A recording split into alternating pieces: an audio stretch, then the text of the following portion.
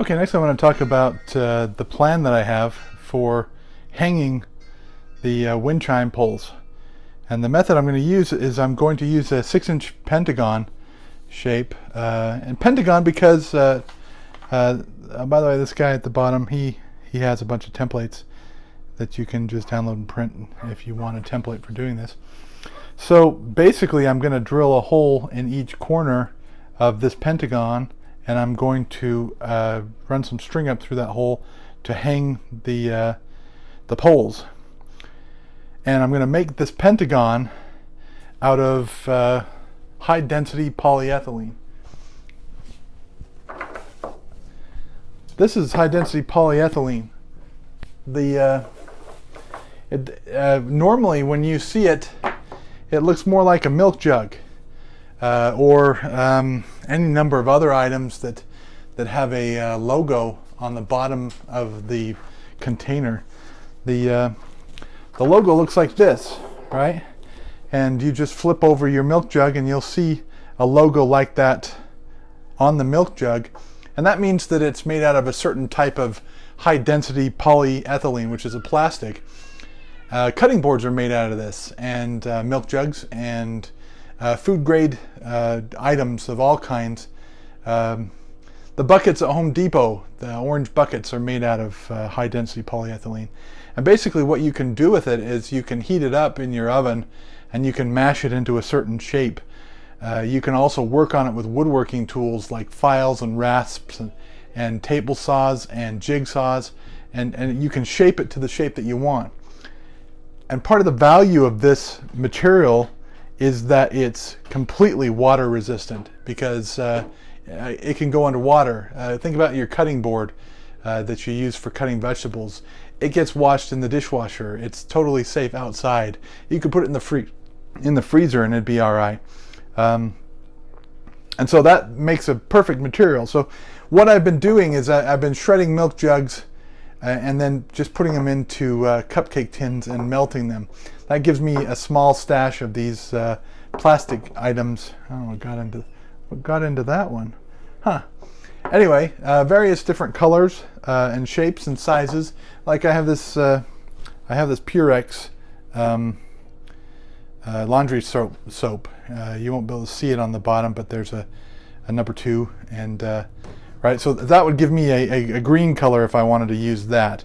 I don't. I want it to just be white in this case, but I could change the shape up quite a bit, or the color up quite a bit if I chose to. I don't know of a way to dye high density polyethylene, but I know that I can use it to to make this hanger, and I can also use large sections. When I melt it, sometimes I melt it in like a tin can, and it makes a shape like this. And this could be the gong that sits between the poles and smacks around the poles to make the noise. So I may make a less ribbed version of this, but let's see how it goes.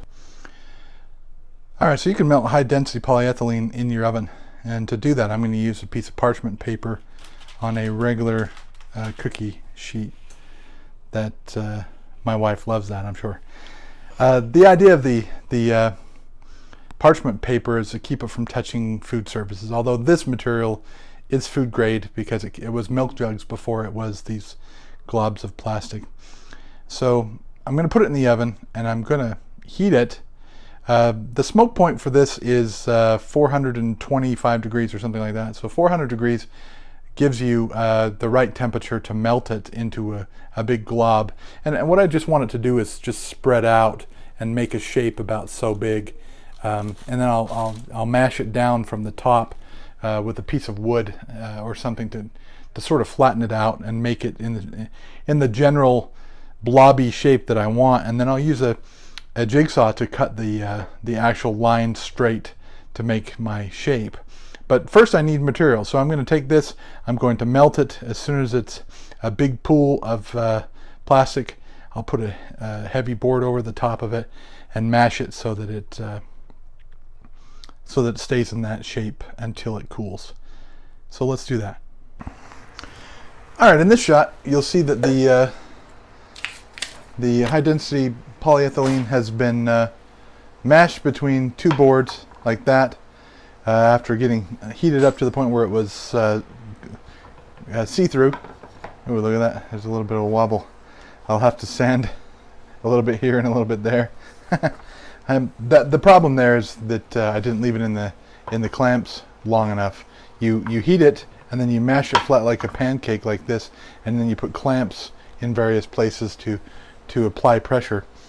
And it's thick enough I can just sand it down to get rid of the slight warp that you saw there. Anyway, I took this and I put it over the top and I traced it out with a Sharpie.